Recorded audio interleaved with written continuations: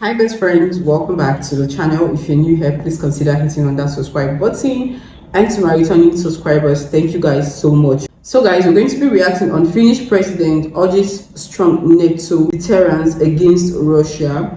I'm watching this from DW News. The official link to this video will be on my description box. Please go check it out and subscribe to the channel as well. So I always love to listen or watch the Finnish president give speech or just talk about something, you know, because it's full of wisdom and he commands respect in his words. Like, you just cannot listen to him and not pick one or two things. Like, he speaks well, and such president is something I always say I stand for, right? So let's see what this particular video entails, and I'll see you guys in a bit. On an official visit to Berlin, Alexander Stubb, the president of Finland, met with German President Frank-Walter Steinmeier and with German Chancellor Olaf Scholz. In between official commitments, he took time to speak to Deutsche Welle about Finland's membership of NATO and about increasing security concerns in Europe against the background of the Russian attack on Ukraine more than 2 years ago. Let's hear what Alexander Stubb had to say. Your country has just been a member of NATO for just over a year, and you have a very long border, a frontline border, a NATO frontline border now with Russia. To what extent does this joining NATO increase security for Finland? After all, one could say you lived together with Russia in peace for many decades. Well, since the 1300s, we've actually had 30 wars or skirmishes with Russia, so peace is a relative term if you look at the line of history. We do have one of the largest militaries in Europe. We have 62 F-18s, we just bought 64 F-35s, we have the biggest artillery together with Poland, we have missiles, air, land and sea, and as I always say, we don't have them because we're worried about Stockholm. We've always had them as a deterrent against Russia. What do we give? I think in NATO we are security providers rather than security consumers, and that's the reason why we're able to join. I love that word. We are security providers and not security consumers. So they are more like they are giving out their best and not like taking from NATO. They are actually giving to NATO, you know. I love how he speaks. He speaks with a lot of respect. He speaks with a lot of intelligence. Like, he's really, really good. This is going to be good. Let's continue watching. NATO so quickly. Final point, we have doubled NATO's border with Russia, 1,340 kilometers of it, and we will do our part as part of the alliance to fend off any Russian aggression. What is the situation on the border at the moment, also with regard to hybrid threats such as disinformation or bribery, spying? What's happening there at the moment in your relation with Russia? It's relatively calm. We don't see there being a direct military threat at the moment. At the same time, Russia is our #1 security threat. Why? Because it's waging two wars. One is kinetic in Ukraine and the other one is hybrid in Europe. So we are quite well prepared to fend off cyber attacks, sabotage, information wars, and any type of Russian meddling, and we'll continue to see this increasingly, but the most important thing is that we react to it with our allies in a cool, calm and collected fashion. How has Finland's NATO membership changed relations with your immediate neighbors, with Poland, with the Baltic states? Well, I've never felt more Nordic than I do today, and there's always been a strong value bond between Finland, Sweden, Norway, Denmark and Iceland. But similarly now, I've never felt more Baltic, because we all have a common cause, we all have a common threat, which is Russia, and of course we're in many ways working on that threat together. I think we have increased the security in the Baltic Sea region because, of course, now the Baltic Sea region is also, and the Baltic Sea itself, a NATO lake. This month, NATO, or Germany, opened a NATO command center in the city of Rostock on the Baltic Sea. I think Finland is also involved in that. There's some criticism in Germany that this violates the so-called 2+4 treaty. That was the treaty that prepared the way for German unification, and this treaty prohibits NATO troops being stationed on East German soil. What's your position on that? Well, I don't want to take issue with the interpretation of the German constitution or of any treaties. All I can say is that Russia is waging a war of aggression in which it is violating every possible tenet of international law, whether it's UN charters, territorial integrity or sovereignty, or whether it's the OSCE. I think it's very important that NATO has a strong deterrence, and that deterrence is based on troops. It's based on missiles, and then it's based on a nuclear deterrence. And however then we structure our troops around our own border, that's our job. So do you think actually a situation could develop where NATO troops are in fact stationed on East German soil in contravention of this treaty? Again, that's none of my business. All I can say that we want NATO troops in Finland. That's why none of my we are business. now a part of Norfolk. That is why we have the land force component in NATO of Norfolk, and that's why we have forward land forces in Finland. So the more NATO soldiers we get to Finland, the better. There's some debate here in Germany, you mentioned missiles, about the positioning of medium-range missiles on German soil. Do you think that is necessary? What is your opinion?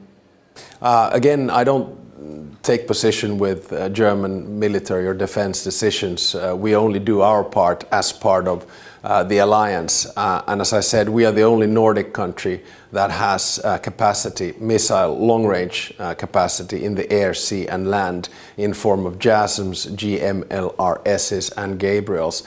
It's part of the overall defense plan. Guys, you just cannot help but love this man. Like Alexander Stupp, he talks with so much authority inside of him. He makes so much sense. Like, are you guys literally hearing what he's saying? And I love how he's really replying to this correspondent. Like, I really love how he's replying to this interviewer. Like, he's doing it effortlessly, okay? And you can really pick one or two from all his words, all his statements. I love such interview, you know. Planning of NATO and of Finland as well. So you feel missiles are essential? These kinds of medium-range missiles are necessary? For Finland it is, certainly, because we have to understand that Russia is a security threat, and we need to have the capacity and the operative capacity to stave off that possible security threat.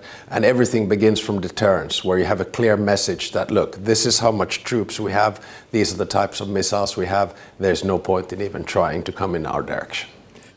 Germany and many other countries are scrambling to beef up their security faced by this threat from Russia. But I think in your neck of the woods, in the eastern Baltic, Poland, the Baltic states, Russia is always security, insecurity is greatest. Do you feel that enough is being done in your region? Well, definitely. You have to remember that Finland has obligatory military service. We have one of the largest militaries in Europe, and one of the reasons we actually built it up was that we were not members of the alliance, so we had to fend it off for ourselves. So in that sense, I would rest assured and sleep my nights quite well in the other allied countries that Baltic Sea security and northeastern security in Europe is in good hands right now with Finland. The United States are by far the most important partner of NATO, and there's some doubt or some insecurity about what might happen with NATO when after the presidential elections in the United States in early November. Do you think we need to worry about that? No matter who is elected, whether it's Donald Trump or Kamala Harris, the United States has one aim, and that is to be a superpower. And if you want to be a superpower, and if your nemesis is China, you need allies. And 50, or roughly 40, between 40 and 50 of those allies come from Europe. So it's 25% of the world's countries. It is a values-based and an interest-based alliance, and the United States will not be able to afford to lose Europe. So you're saying no need to worry? In foreign policy, nothing is constant. You have to worry every day, because if you don't worry, you're not prepared. Yeah. And that's what happened post-Cold War. People were not prepared. We drove down our ammunition, we drove down our weapons, we drove down our military. I love that word. You need to be prepared every day. If you're not prepared, you're not worried. You need to be worried every day for you to get prepared, you know? So, yeah. in this sort of belief that history had ended. So you always have to be prepared, you always have to be a little bit worried, but as I always say, act in a cool, calm and collected fashion. The European You hear that? Act in a cool and calm and collective fashion. This man speaks with so much intelligence in him. Anyways, let's continue watching. The Union has been talking for decades about its own security structures. You yourself have been involved in EU policy for many years in the past. There is a lot of pressure now with facing the threat from Russia in Ukraine. Why is this not progressing? Why is nothing happening there? Well, Europe has many tenets of security. It has, I think, both soft power and smart power. When it comes to European defense, I don't think there should be any overlapping systems between NATO and the EU, because, of course, we have memberships which go hand in hand. But there are a lot of things that Europe can do. It can, for instance, focus on investment on defense industry. It can make sure that nationally each country has capacity to maintain its security, but all this talk about some kind of a European army or something like that, I don't believe in that. But there does seem to be more urgency in all of this because of the situation in Ukraine, doesn't there? Definitely. I think that's overall. So you should split it into NATO, the EU and national. And I think what we're seeing right now is a revamp of the defense forces and defense capacities of all European states. And there's a good reason for it. And that reason is Vladimir Putin and the Kremlin and Russia. So how do we get out of all of this? What is the chance of finding peace with Russia? Well, I think there's a window of opportunity after the US elections and before the inauguration of the next president of the United States. That is why Ukraine has put forward both a 10-point peace plan and a victory plan.